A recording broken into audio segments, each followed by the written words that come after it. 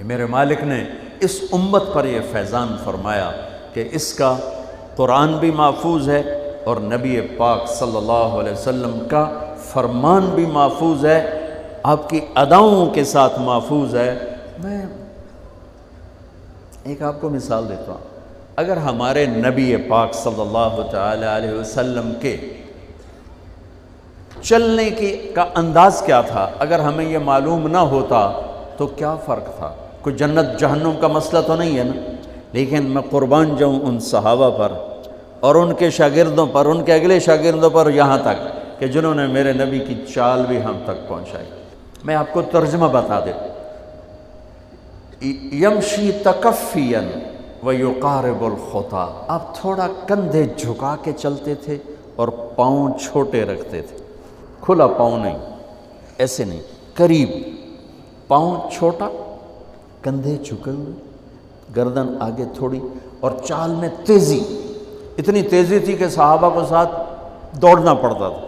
आप चूँकि आपके नीचे ज़मीन सुकड़ती थी, ज़मीन सुकड़ती थी, तो आप ऐसे चलते थे और वो पीछे भागते थे।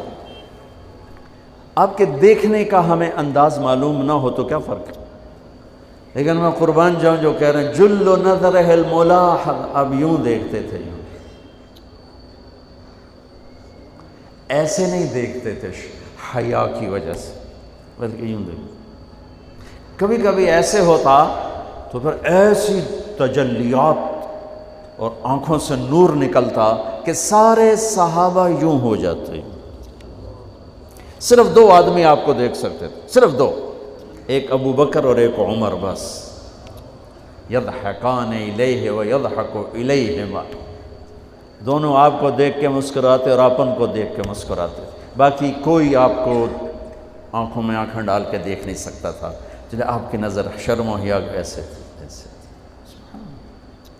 कोई आपको इधर से बुलाता, अब मुफ्ती हामिद साहब मुझे कहें मौलवी साहब तो मैं इतना ही करूँगा, इस तो मेरे कोल भी नहीं हिम्मत।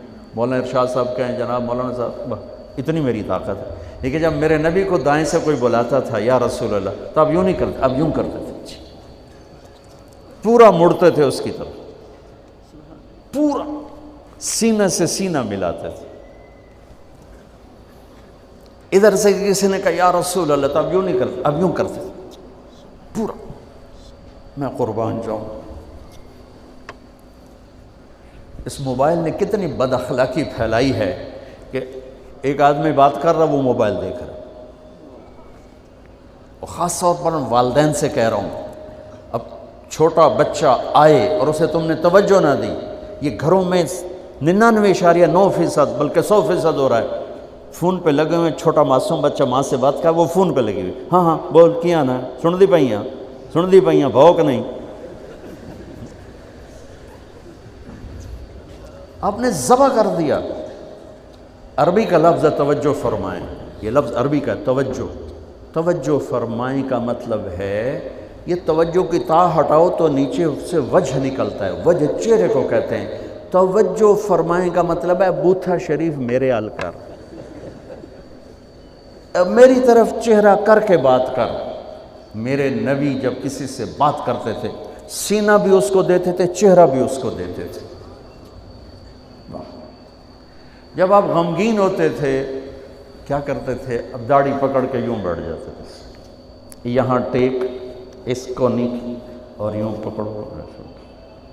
थोड़ी देर के बाद सर पे हाथ फेरते और फिर यूं फरमाते। ये मेरे नबी के गम की निशानी थी कि आप किसी दुख में हैं, किसी गम में हैं। सुभान अल्लाह। जब आप किसी को बुलाते थे तो ऐसे नहीं करते थे, ऐसे करते थे, पूरे हाथ के इशारे से, ऐसे उंगली उठाना ऐब है, यूँ करते थे। जब आप महफिल में बैठते थे तो चौकड़ी मार के बैठते थे। अत्तहियात सिर्फ नमाज में आपकी है, बाकी आप चौकड़ी मार के बैठते थे।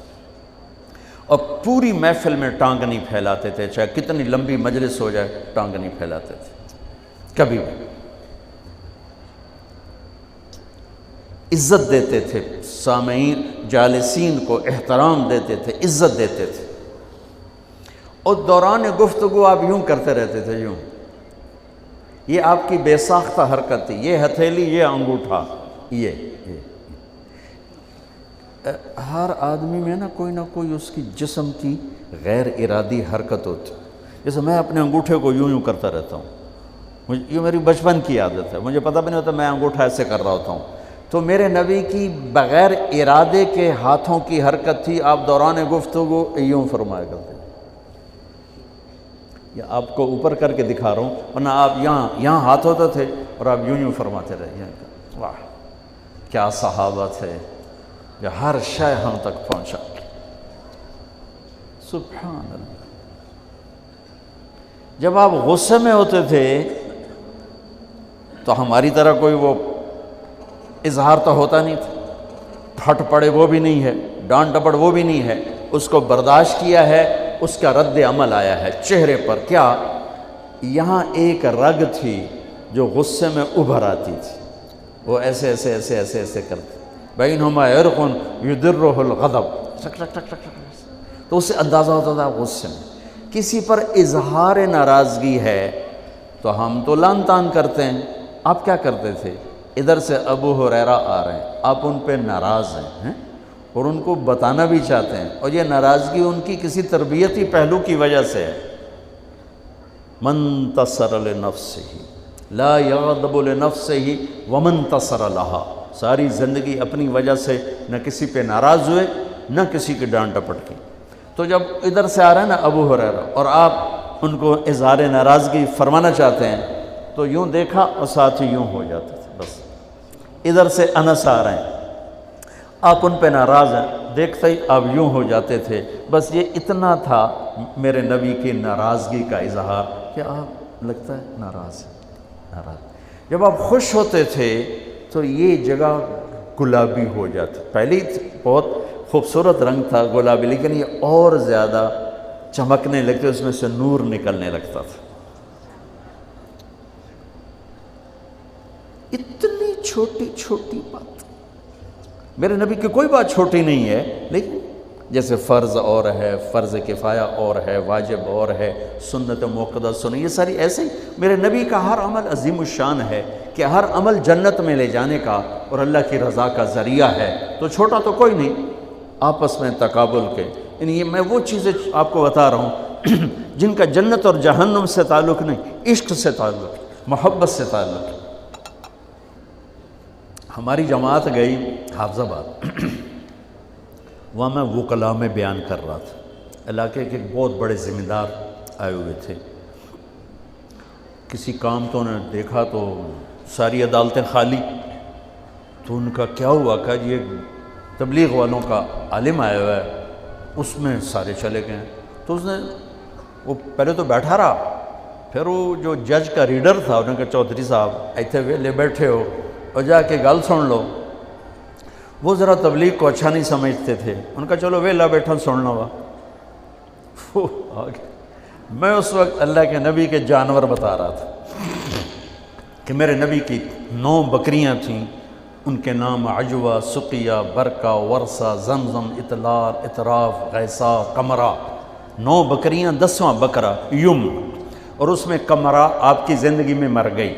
ये एहसान अज़ीम है उन हस्तियों का जो वाकई इस काबिल थे कि अल्लाह ने कहा रज़ियल्लाहु अन्हु, जाओ मैं राज़ी हो गया, जो मर्ज़ी करो मैं राज़ी हो गया। सुभान अल्लाह, वाह। और आपके ऊँट थे 2 अस्कर और सालब, और आपके